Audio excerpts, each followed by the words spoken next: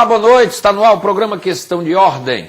Vamos continuar no programa de hoje o nosso balanço das eleições 2014. Estamos trazendo parlamentares, cientistas políticos que estão nos ajudando a compreender o que as urnas falaram nas eleições agora, tanto em nível estadual, na eleição aqui da Assembleia, deputados federais na Câmara, a eleição do senador do Ceará, para o governo do Estado e também para a presidência da República. O Brasil teve a eleição mais acirrada, mais disputada desde a redemocratização em 1989, quando o brasileiro teve de volta o direito para eleger diretamente o presidente da República, naquela disputa entre Collor e Lula. No programa de hoje, estamos recebendo aqui ao vivo, no estúdio da TV Assembleia, o deputado estadual reeleito do PDT, Heitor Ferrer. Ele está aqui comigo. O deputado Heitor Ferrer foi reeleito para o seu 4º mandato de deputado estadual com 93.928 votos, e destes 93.928 votos, o deputado Heitor Ferrer obteve em Fortaleza 78.300 votos, numa base eleitoral significativa para um deputado estadual, tornando-se aí o deputado estadual mais votado na cidade de Fortaleza nas últimas eleições. É com o deputado Heitor Ferrer do PDT, o Questão de Ordem, vamos analisar a eleição, o que o deputado projeta para o governo que vai se instalar no Ceará no dia 1º de janeiro, do governador eleito Camilo Santana, com a vice-governadora eleita, professora Isolda Sela. E também vamos projetar o que poderá acontecer no país com o 2º mandato da presidente Dilma Rousseff, que foi reeleita nas eleições muito disputadas, com os 51% dos votos válidos, contra um candidato de oposição, Aécio Neves, que obteve 48% dos votos válidos, uma eleição cabeça a cabeça, como dizem os cientistas políticos, os analistas políticos, que ainda hoje se debruçam sobre os números da disputa presidencial de 2014. Está no ar o Questão de Ordem hoje, com a presença do deputado estadual do PDT, Heitor Ferrer, e você participa do programa pelo nosso endereço eletrônico, está aí no seu vídeo. Você pode interagir com a nossa produção e pode, inclusive, sugerir temas para futuros programas que vamos realizar aqui na TV Assembleia. Deputado Heitor Ferrer, boa noite. Obrigado por ter vindo, deputado. Prazer. Eu é que agradeço a sua deferência em me convidar aqui para debater esse day after, né? Day after. Aliás, os nossos telespectadores... O day after no bom sentido, no bom porque sentido. Quem se elegeu, o day after é no bom sentido. E eu acho que não se elegeram, a gente, como falei logo depois das eleições, que nós convivemos aqui com os deputados, mesmo tendo divergências de posições, mas nós passamos a querer bem, né? Queremos bem. Criam-se laços, né? Laços, porque a gente convive com esses colegas de 9h15 até 2 horas da tarde, 3, todos os dias. Às vezes até entrando pela tarde. E convive-se mais com eles do que com os irmãos da gente, né? Então a gente cria um afeto muito grande. A gente, mesmo que o eleitor queira mudança e quer, está sempre mudando. Numa democracia, natural, o patrão é o eleitor. O patrão é o eleitor, quem nos paga é o eleitor, portanto o patrão, que é o cidadão que está em casa nos ouvindo agora, é quem paga o nosso mandato. Então essa mudança, que é natural, às vezes a gente, no sentido egoísta, né, diz assim, tomara que não mude muito a Assembleia, porque a gente perde companheiros que a gente quer bem, porque conviveu com ele todos os dias. Mas nós somos aqui uma determinação do eleitorado, nós somos uma determinação da vontade dos eleitores, que legitimamente escolheram o presidente da República, no caso a presidenta, escolheram o governador no Ceará, Camilo Santana, e 46 deputados. O que é que eu disse logo depois de eleito? Eleição é página virada. A eleição da presidenta está legitimada pelo voto, a eleição do Camilo legitimada pelo voto, o voto soberano, independente, né?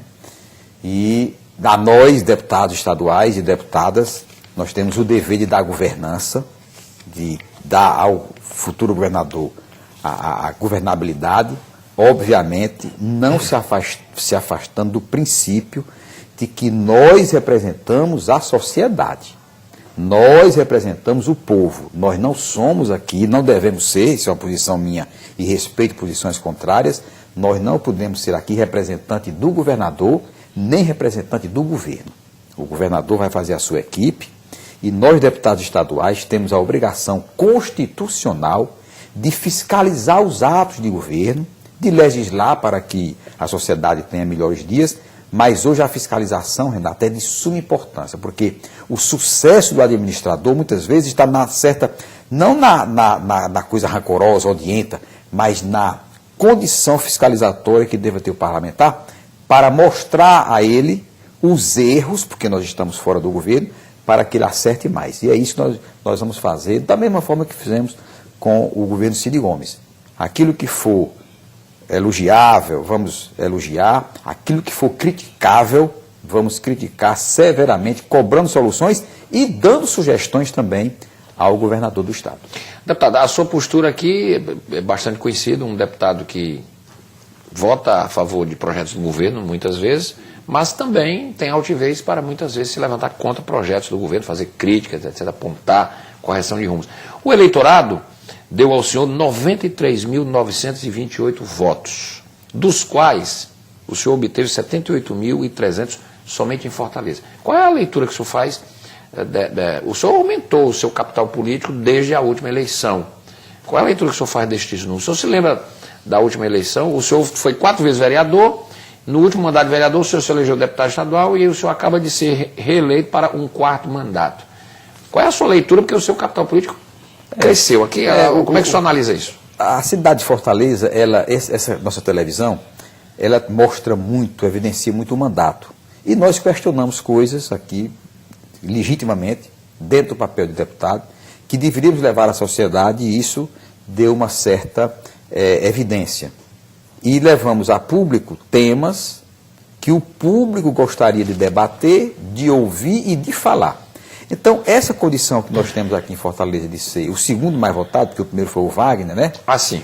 O Wagner teve quase 200 votos, né? E em Fortaleza. Em Fortaleza. Ele foi o mais bem votado em Fortaleza.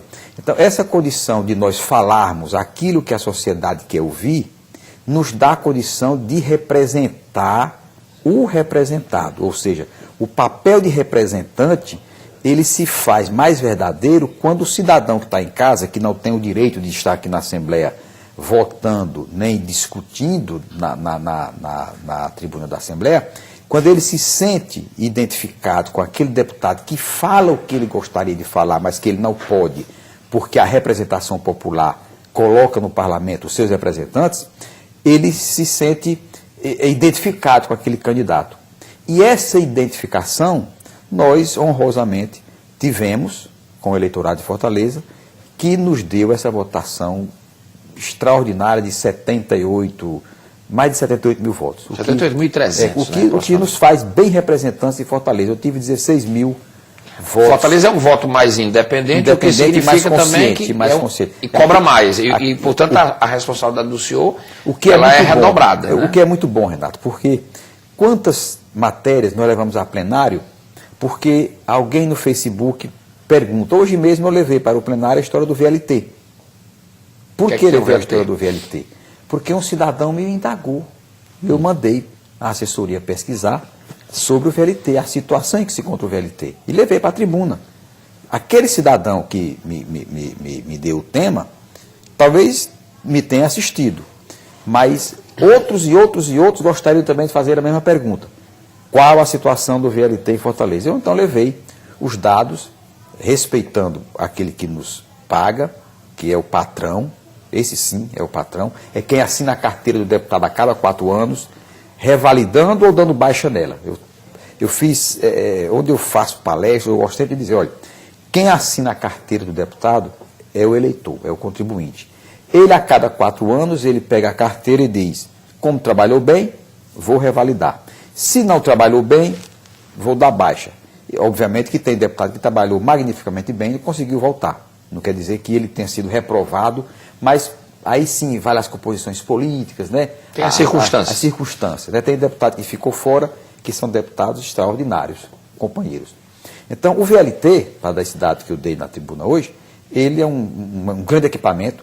Eu elogiei o governador Cid pela iniciativa, porque nós precisamos de um transporte de qualidade, rápido, e que dê uma condição digna de se transportar para o trabalho, para o lazer. Transporte de massa. Transporte de massa com qualidade, com conforto.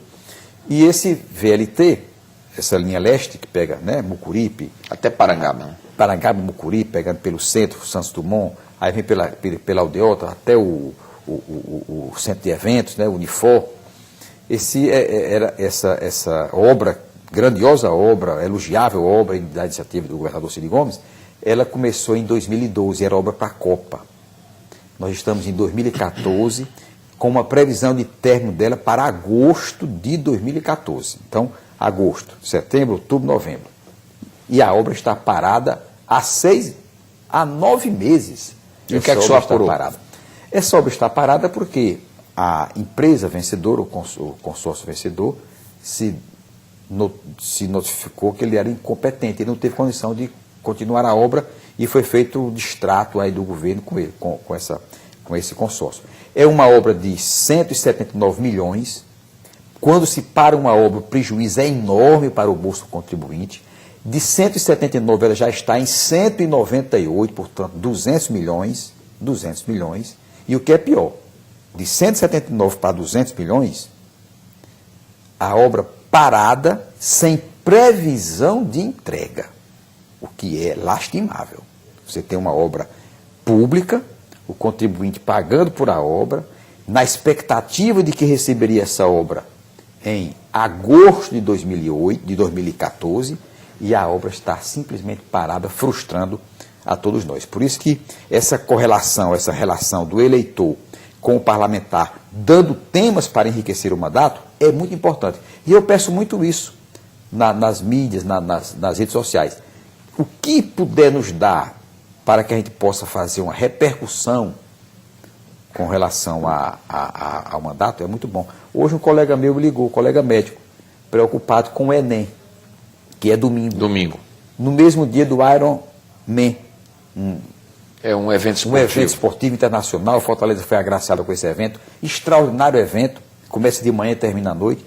Mas ele preocupado, eu vou fazer essa chamada amanhã na tribuna, preocupado porque o estudante que se prepara um ano para o Enem, só nesse trecho aqui, pegando o Washington Soares e adjacências, nós temos mais de 50 mil pessoas que vão se deslocar para fazer prova na Unifor, no Farias Brito. E tem mudanças no trajeto. Né? E eu quero, aí sim, nós vamos pedir à AMC que faça todo um trabalho para que o estudante tenha assegurado o seu direito de ir e de chegar no local da prova, que é 12 horas, mas que nacionalmente é uma, né? Porque, aliás, é uma e aqui é 12 e aqui é 12 a meio-dia, porque o horário de verão faz essa diferença. Ou seja, pedido de um eleitor. Ah, mas é muito pequeno o deputado se preocupar com... Não é muito pequeno, não, porque envolve quantas mil pessoas que já estão preocupadas com o evento internacional que vai acontecer em Fortaleza, mas que a AMC, na maneira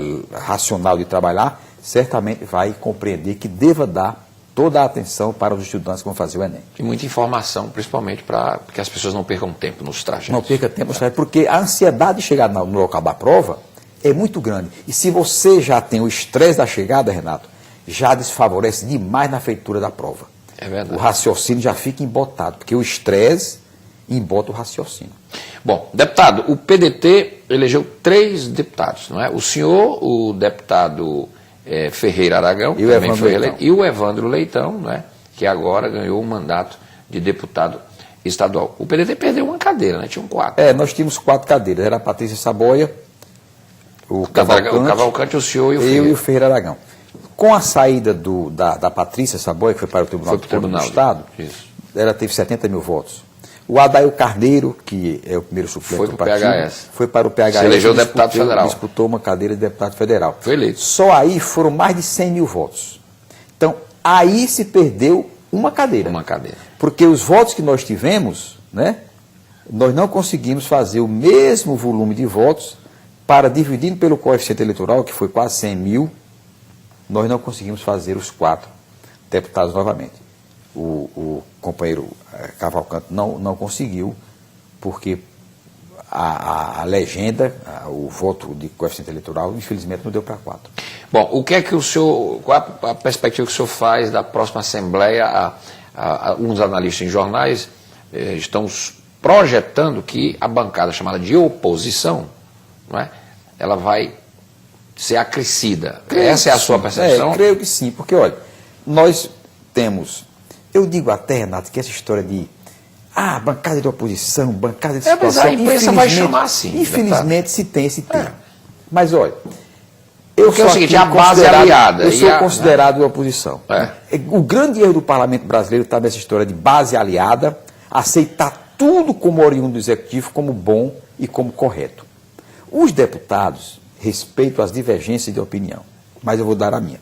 Os deputados que são os representantes da sociedade dentro do parlamento, e ela representa bem, porque nós temos os mais variados segmentos aqui dentro, os deputados têm a obrigação constitucional de fiscalizar os atos do governo. Não é do governador em si, do governo, que tem todos os partidos e tem cargos entregues aos mais variados cidadãos e cidadãs, que alguns são competentes, alguns são honestíssimos, outros não são competentes, outros não são honestos, né? E nós temos o dever de fiscalizar. Bom, quando é dito que eu sou de oposição, e eu tenho dito sempre isso, das matérias que o governador Cid Gomes encaminhou para cá, eu votei a favor de 90. Pedido de empréstimo, pedido de remanejamento de verba, pedido os mais variados pedidos, né? Projetos de lei com mensagem governamental, que nós fizemos aqui, mudança nas leis estaduais, envolvendo servidores públicos, plano de cargo de servidor, nós votamos a favor. 10 eu não votei a favor porque achei que essas 10, elas não estavam guardando o princípio republicano, o princípio ético, e fui contra essas matérias. É de oposição? Não. Crítico, que aquilo que foi correto eu concordei e disse sim, e aquilo que não foi correto, na minha visão, que não é correto, critiquei e disse não. Mas sem ódio. Mas considera de oposição, deputado, porque o senhor não se alinha automaticamente. Pronto. Aí onde está. O parlamentar, respeitando as divergências de opinião, o parlamentar, ele tem que entender que o governante, o governador do Estado, não acerta 100%.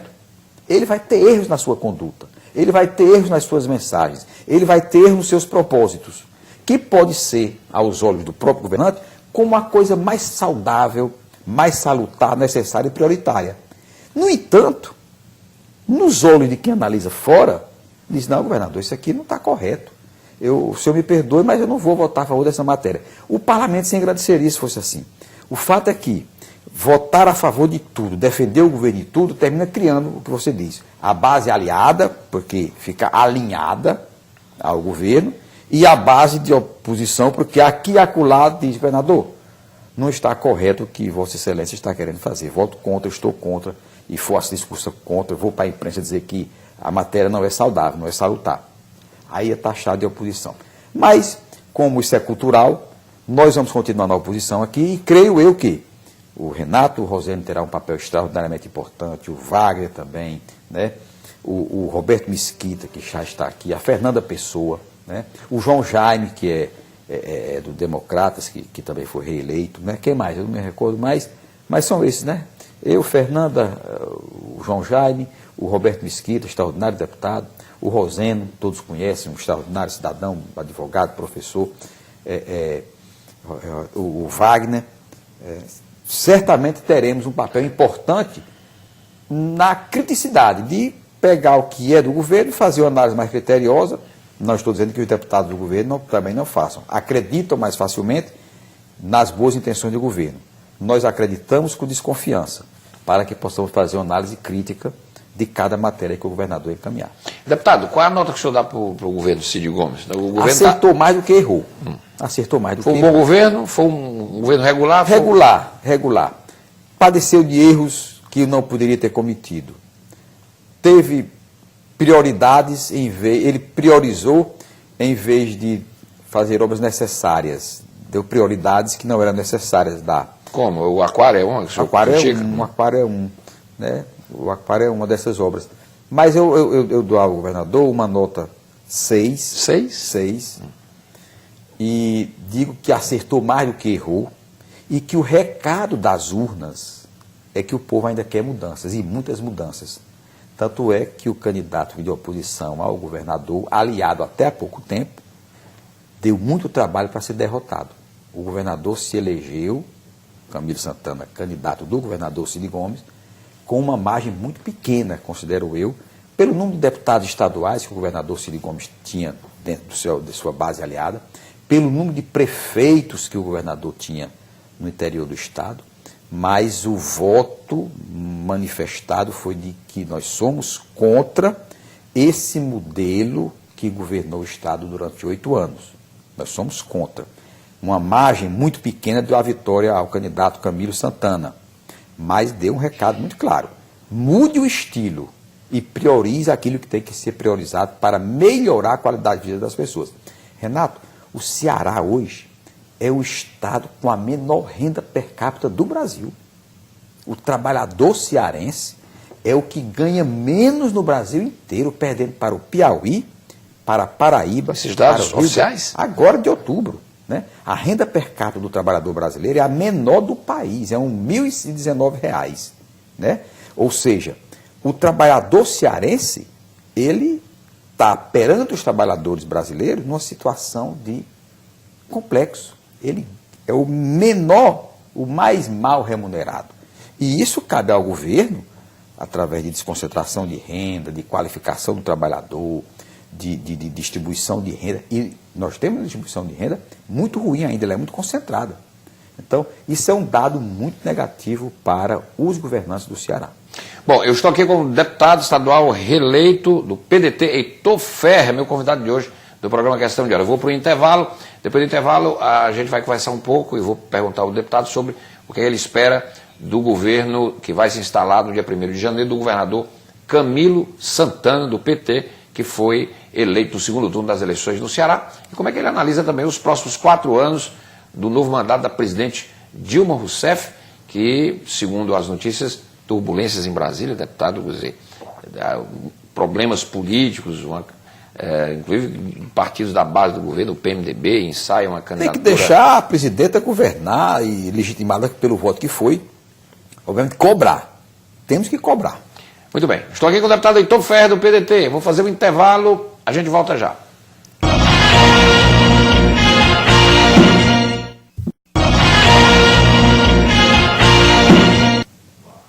Estamos de volta com o programa Questão de Ordem, hoje recebendo aqui o deputado estadual reeleito do PDT, deputado Heitor Ferrer. 93.928 votos reconduziram o deputado Heitor Ferrer para o seu 4º mandato de deputado estadual, mandato que vai começar no dia 1º de fevereiro de 2015, com a posse dos novos deputados eleitos, porque no Brasil é assim, o executivo toma posse no dia 1º de janeiro. Vai tomar posse o governador Camilo. Quem dá posse são os deputados de hoje. Exatamente. A nova Assembleia só assume dia 1º de fevereiro, como um novo Congresso. Com o novo Congresso. Com 1/3 de novos senadores que foram eleitos nessas últimas eleições. Aliás, deputado, a posse dia 1º de janeiro, por que não se altera isso para botar uma posse para o dia 5? Acho que deveria ser um dia mudado. depois do Réveillon. O senhor não acha que é um dia que todos devem ter curtido uma noite. Não é complicado. Mesmo que tenha sido em casa. Mas toma uma bebida alcoólica, amanhece o dia cansado, dia 1º de janeiro. Dia 1º de janeiro. Que é o dia da confraternização internacional, né? É um feriado mundial. Feriado mundial. Poderia ser dia 3, dia 4, dia 5. Teria que mudar a Constituição. Colocar até o 5º dia útil. Até o 5º dia útil. Não teria problema nenhum. Concordo com você. Bom, deputado Heitor Ferrer, o governador Camilo Santana toma posse dia 1º, foi eleito, o senhor já fez aí uma ponderação de que houve realmente uma disputa muito acirrada, etc. E o governador assume dia 1º de janeiro com novos planos, projetos, continuar, não é, o projeto do atual governo e, evidentemente, ele tem projetos que ele vai levar para o governo. O que é que o senhor espera do governador Camilo? O senhor conviveu com ele aqui na Assembleia, no período que ele esteve deputado, porque ele foi secretário, né, de Desenvolvimento Agrário e secretário de Cidades. Enfim, qual é a saiu naquele período de desincompatibilização, isso, né? Porque seria um dos possíveis candidatos também. Isso. O que é que o senhor espera? Embora do PT. Eu espero que ele acerte mais do que erre. Torcerei que ele acerte mais do que erre, porque se ele acertar mais do que erre, certamente a sociedade se beneficiará mais com as políticas públicas do Executivo. Digo isso de coração aberto, com muita tranquilidade, torcendo que o governador tenha posturas onde a gente não precisa estar aqui como deputado tentando corrigir e mudar rumos. O governador Camilo Santana, ele tem toda uma condição de se eleger às necessidades do Estado para que ele possa governar, acerta mais do que o governador Ciro Gomes, que está deixando o governo do Estado. Por exemplo... Quais seriam as prioridades, por exemplo, que se o governador perguntasse ao senhor, o que é que o senhor diria a ele? A necessidade básica do Estado do Ceará é ainda a educação de qualidade no ensino fundamental. Isso é uma coisa que governante nenhum pode esquecer. Mas, deputado, o ensino fundamental é de responsabilidade dos senhores prefeitos, né? Mas não impede que o governo do Estado, através de convênios, faça como fez o Pró-Cidadania, que através de um convênio com os municípios, ele ajudou a implantar o Pró-Cidadania, que eu até fui contra, porque acho que deva ser, não que sou contra a política do Pró-Cidadania, mas com a intervenção do Estado em não deixar que o município tenha a sua própria guarda municipal através de concurso público, que o Pró-Cidadania, na forma que foi indicado, era indicação, ou seja, a politização da indicação, da nomeação. Mas ele pôde fazer isso, poderia fazer com todos os municípios, dar uma maneira de se efetivar, de se iniciar a escola pública de tempo integral de todos os municípios do Estado do Ceará. Isso é coisa básica para que a gente possa evoluir. O Estado iniciou a escola de tempo integral, mas no ensino médio. Que é um grande acerto do governador Ciro Gomes. Ele acertou nessa política pública de maneira muito vitoriosa, né? Como acertou também na construção das unidades hospitalares. Pois é, a questão da saúde. Como acertou nas policlínicas, como acertou nas UPAs com o governo federal, como acertou nos hospitais. Então a área de saúde está bem. A área de saúde está bem estruturada fisicamente, mas pecou em algo que era também um erro primário.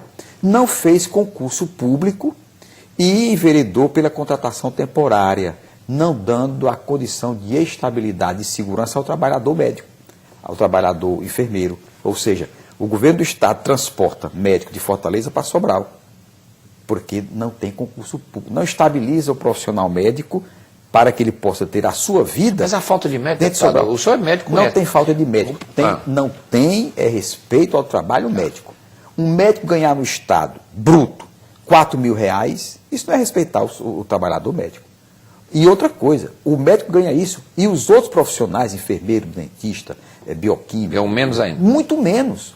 Então, uma saúde que tem um corpo, e ele fez bem o corpo, porque os hospitais regionais são equipamentos exemplares, como as policlínicas, as UPAs, os CELS, né? Os centros de especialidades odontológicas, são obras extraordinárias, mas faltou o espírito. Ele criou o corpo e não deu o sopro do espírito. Que então seria a tarefa do Camilo, na sua opinião, do governador Camilo. Pronto. O governador Camilo promete fazer os hospitais regionais da região do Vale do Jaguaribe, região metropolitana, né? Tem mais outro, que está anotado, que eu já digitalizei. Xaramubim. E botei já na minha bancada. Xaramubim, Jaguaribe e região metropolitana. O que tem que ser feito é, antes de construir,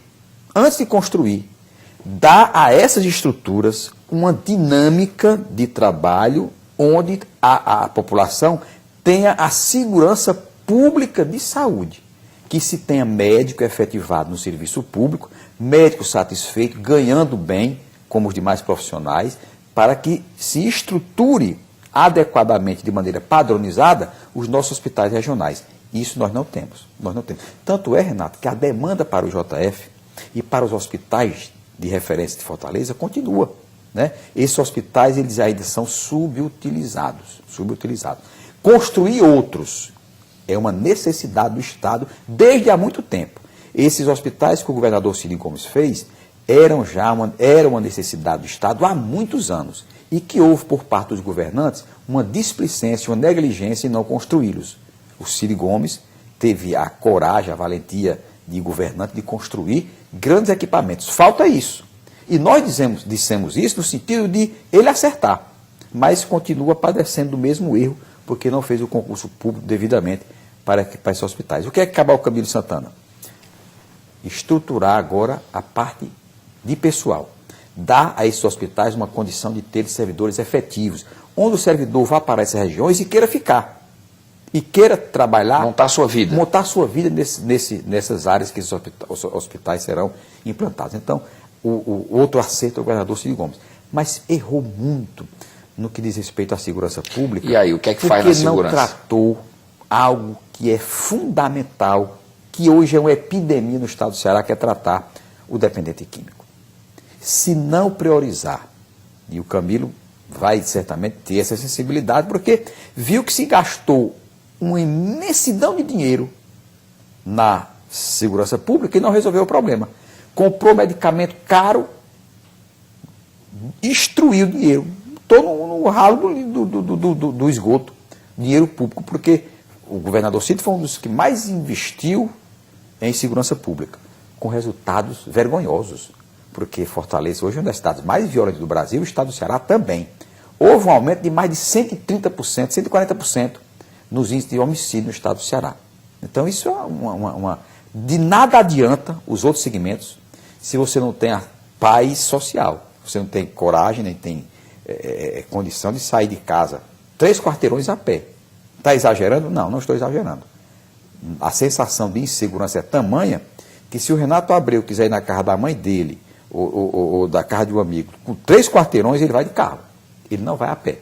Então, o erro do governador Cid Gomes foi não dar prioridade a uma necessidade, que era fazer centros, grandes centros e convênios com clínicas particulares para o tratamento do dependente químico, porque se não tratar esse dependente químico, nós não vamos acabar com a violência, mesmo que coloque um soldado em cada esquina. Deputado, esse problema da segurança, ele chegou, inclusive, da segurança pública, ao debate presidencial. É uma questão nacional, né? Que é também uma... E que levantou-se a ideia de se fazer esse centro de tratamento dos dependentes químicos. Eu me lembro bem num dos debates aí com a Aécio e a Dilma, o Aécio lançou o projeto das fronteiras, aquela questão de coibir o tráfico, etc, etc. A questão da maioridade penal, que ele defendeu publicamente. E a presidente Dilma disse que vai, e como ela foi eleita, é o que vai se esperar, vai propor uma emenda à Constituição para que a segurança pública também seja uma atribuição da União, que atualmente é uma responsabilidade dos Estados. Né? O senhor acredita que isso pode... Pode, porque a União, quando entra, ela tem mais recursos. Tem mais dinheiro. Nós temos ainda o Estado brasileiro muito centralizado, o governo central puxa a presidente propôs isso para manipular mesmo governantes, né? Os governadores de Estado têm medo de enfrentar a presidência da República e muitas vezes se alia à presidência com medo das perseguições no que diz respeito a não dar condição de fazer as transferências voluntárias. As transferências obrigatórias, constitucionais, não podem impedir de vir, mas as voluntárias, de convênio, de transferência de recursos que se arranja através de emendas parlamentares, podem não vir. Outro grave problema é a ressocialização de quem não foi socializado. Que são os presos.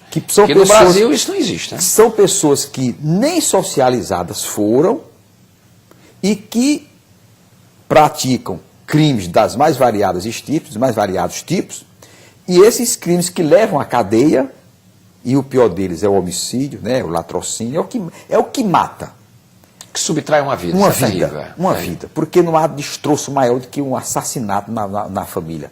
Então, esse que está preso por homicídio e que vai voltar, por mais hediondo que seja o crime, com 6 anos, está voltando à sociedade... Pelas leis brasileiras. Esse não se socializa, nem se ressocializa. E volta mais revoltado. O sistema prisional brasileiro é degradante. Tanto é que agora, para aquele banqueiro que está na Itália, Cacciola... Pois é, eu ia citar. Não, o Cacciola não. O Pizzolato. A negação da extradição foi porque as cadeias brasileiras... As cadeias brasileiras são uma tragédia. Decentes, não são... O que é uma tragédia realmente. Dito pelo ministro da Justiça e pelo então presidente do Supremo, Joaquim Barbosa. O preso hoje brasileiro, o preso no estado do Ceará, ele entra e a gente espera que ele volte melhor e não volta. Não pode, né? Ele passa a praticar os mesmos crimes ou piores. Eu assisti há poucos dias no programa do Paulo Oliveira, o Tom Barros, conversando e tem um repórter que eles fazem um contato telefônico sobre a história da violência, os plantões e tudo. Sim. E ele dizendo que, olha, Paulo Oliveira, foi solto agora, depois de tantos anos de cadeia, o fulano, que já está muito mais aperfeiçoado nos crimes que praticava. Ou seja, Ele faz um mestrado, a sociedade tem que exigir que o preso seja ressocializado, porque ele vai voltar para conviver conosco. No máximo em 6 anos. Por maiores que sejam os crimes que ele tenha cometido. Aí, resultado, Renato. O índice de incidência é 98%. Como isso é uma bola de neve, ou seja, prender no Brasil, nós nos livramos do homicida, do ladrão, do latrocida. Por 6 anos, ele vai voltar a conviver porque ele não foi melhorado. E volta pior. Isso é uma tristeza muito grande. E o pior é que está voltando cada vez mais cedo, pelas leis brasileiras. Pelas leis brasileiras que são frouxas e não punem, né? Eu acho, por exemplo, que um crime de homicídio, o cidadão que tira a vida de outro, ele tem que ficar, no mínimo, preso por 15 anos em prisão em regime fechado. Depois... Se o homicida sabe que vai ficar 15 anos preso, no mínimo, dependendo do crime, passa 20, passa 30. Porque não há coisa mais grave do que se tirar a vida. E o cidadão ter a vida de 1, 2, 3... Passa 6 anos. E com 6 anos está de volta, livre para ir deixando um preso debaixo da terra pelo resto da vida. Termina sendo impunidade. Tem o caso que eu digo sempre, o caso do Mainha. Quem é que não conhece Mainha e o número de homicídios que Mainha cometeu? E foi assassinado em cima de um cavalo, em liberdade, aqui em Maranguape.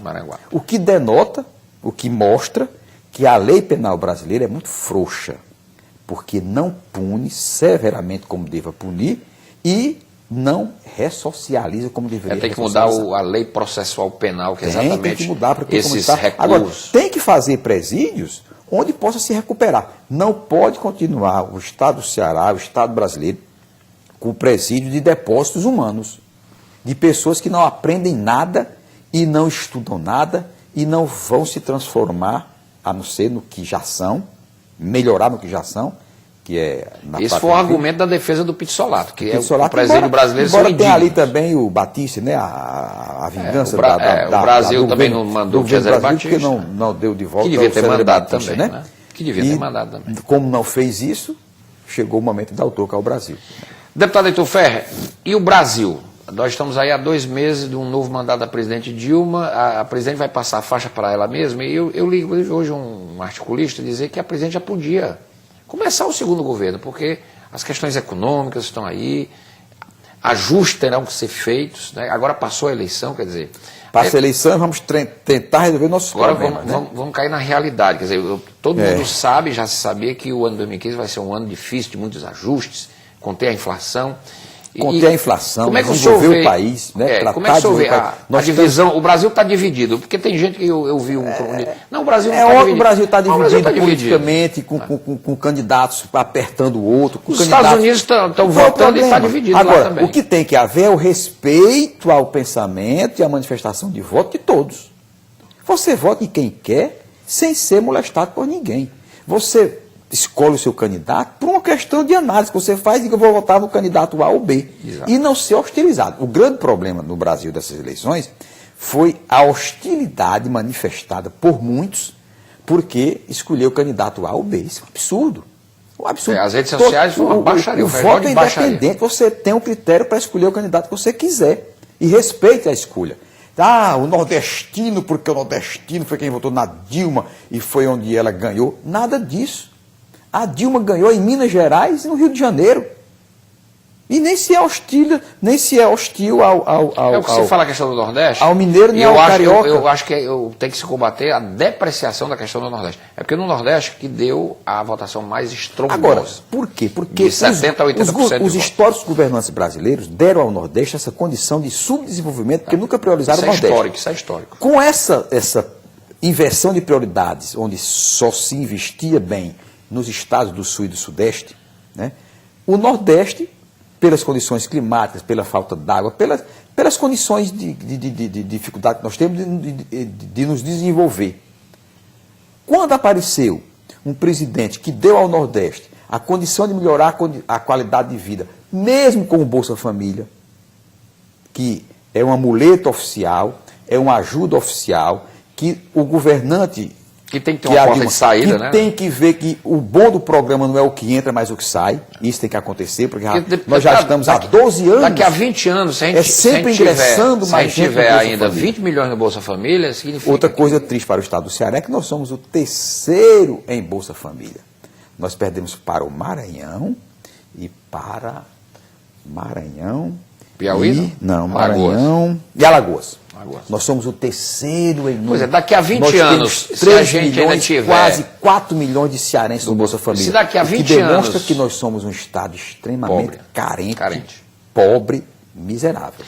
Como é que o senhor vê o crescimento da oposição? O Aécio Neves, que hoje é o líder da oposição, hoje ele voltou ao Senado e foi recebido por uma multidão, etc. E a imprensa, ele disse que está pronto para fazer uma oposição, que quer dialogar com o governo, mas quer que o governo sinalize mudanças. Se o governo sinalizar mudanças de rumo, a questão da corrupção que ele falou, ele disse que a oposição está aberta ao diálogo.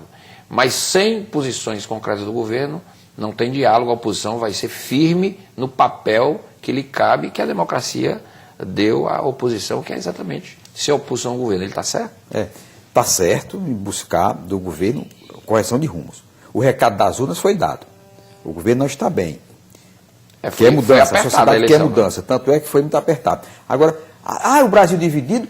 Dividido no que diz respeito àqueles que estão buscando realmente mudança, que quer mudanças, e os que, por uma questão de temor, não votou no outro candidato, né? Porque já foi governo, e isso dá temor por conta da época, mas que tem um aprendizado também das urnas, porque primeiro tiraram.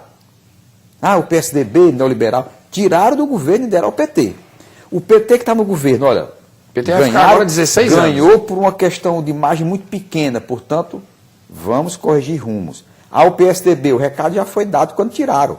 O PSDB da época em que governou Fernando Henrique já não é mais o PSDB do Aécio Neves, né, e de outros que possam vir, do Geraldo Alckmin. Por quê? Porque as urnas reprovaram. Ele não pode continuar com os mesmos conceitos e com as mesmas práticas. Tem que mudar. Se não mudar governando, o recado foi dado, tanto é que foram retirados do poder, né? Nacionalmente. Tem PSDB em outros estados, inclusive no estado mais rico do Brasil, que é São Paulo, né? Mas o que nós queremos, o que a sociedade brasileira quer, é mudança no sentido de equilibrar socialmente o povo brasileiro. Não é bom uma parte da sociedade pequena tendo muito e uma grande parte da sociedade brasileira. O senhor não acha que as urnas também deram um recado que se faça mais política com P maiúsculo, né? Sem o tomar lá da cá. Que se pense no Estado, que se pense no país. Políticas públicas. Não pode, por exemplo... Porque o toma lá da cá... O que é que faz no Brasil? A oposição. A gente vê aqui no Ceará, eu vi isso agora. O governo de Cid era bom até o dia X, que um outro partido passou a ter candidato. Aí, esse partido já não apreciava as coisas do governo Cid, coisas, inclusive, que esse partido aprovou. Na época que fiz críticas ao governo Cid, eu não tive uma voz do partido que na campanha a coisa melhorou, né? Em apoio ao que eu criticava. Muito pelo contrário, fazia defesas. Quando chega na campanha, aquilo que eu criticava passou a ser, inclusive, temas de inserções e de perguntas em programa dos candidatos. Quer dizer, então, que na situação era correto. Na oposição, passou a ser errado. Isso é que tem que se deixar na vida pública. Mas em nível nacional isso não aconteceu, né? Não, o PSDB não. sempre foi oposição ao governo. Não teve esse. Mas aqui teve esse perfil. Nós temos que ter uma posição de ter uma postura pensando no Estado. Estado esse que tem o dever, a obrigação de melhorar a qualidade de vida de todos. Principalmente dos que estão mais necessitados. Por exemplo, o programa de Camilo Santana. Eu já fiz até uma leitura de alguns pontos que ele escreveu no papel que nós vamos cobrar diuturnamente. Ele prometeu a bolsa universitária, que é dar ao estudante carente das universidades estaduais uma bolsa no primeiro semestre. Ele está lá prometendo no programa dele uma um estágio remunerado no último semestre para todos os estudantes das universidades públicas e estaduais. Está prometendo transformar as casas de taipas em casas de alvenaria. No Ceará todo. Nós vamos fazer, inclusive, vamos aos municípios buscar, fazer cadastro, porque é obrigação dele, mas nós vamos fazer reuniões, saber quem tem casa de taipa para mandar o relatório para o governador. O alarme gratuito no comércio do Ceará. Está lá prometido. Alarme gratuito, como tem no sistema de banco, onde o banco que é assaltado comunica a polícia para a polícia vir dar socorro à agência bancária assaltada. Para agilizar, né, o atendimento. O polo metal mecânico, contando já com o aço da siderúrgica do PECEM. Prometeu, por exemplo, e nós vamos cobrar, porque é bom para o Ceará. As promessas que o Camilo colocou no papel são promessas que melhoram o Estado. Prometeu à Universidade Federal Norte, em convênio com o governo federal. Essa Universidade Federal Norte já é uma grande expectativa de todos. E já tem a federal lá no Cariri. São todas, essa expectativa é de todos os moradores da região norte do estado do Ceará, porque o governador, hoje o governador candidato, prometeu e está escrito nos seus folhetos que foram distribuídos à sociedade cearense de um modo geral, né? Então nós vamos cobrar isso porque são políticas públicas que vão melhorar a vida dos cearenses. E vamos cobrar isso diuturnamente. Né? Deputado Heitor Ferrer, nós estamos no final do programa, passou muito rápido, mas hoje... Prometeu, por exemplo, fazer concurso para policial civil, para policial militar, né? Concurso. Melhorar o salário desses policiais. Nós temos que... O governador... Melhorar o raio, teve uma coisa... Transformar de 45 equipes para 145 as equipes do raio. Que é importante. O Ronda é página virada. Eu sempre disse isso aqui na Assembleia. Temos que pensar no raio, porque as motos... São mais ágeis. Ágeis, chegam em qualquer lugar. Como é que, se o Renato estiver aqui na Avenida Vigílio Távora e for assaltado ali com a esquina do Colégio Santa Cecília, e por mais que você acione um... 7 da manhã não chega lá, não. 7 da noite, 6 da noite, qualquer horário, Renato. Hoje não tem mais hora, né? O trânsito no estado do Ceará, na cidade de Fortaleza, aliás, ele está engarrafado em qualquer hora do dia e da noite, né? Só não está depois de 11 horas, 12 horas, né? E até o raio, assim, o será raio que é mais o povo de Fortaleza não trabalha? Porque está todo mundo na rua, né? É porque muita gente, é muito carro. Muita gente e muito carro. Deputado, eu estou no final do programa, mas hoje tem uma notícia circulando. O governador Cid esteve com a presidente Dilma e o governador eleito, Camilo Santana, tratando já de assuntos relevantes para o Estado do Ceará. Isso é muito bom, porque o governador eleito já apresentou alguns projetos à presidente, porque o governo não tem solução de continuidade. A presidente Dilma, ela... Não tem que esperar. Formalmente, ela toma posse primeiro. Não é um dia milagroso, não. Só formal, né? Mas ela continua no governo.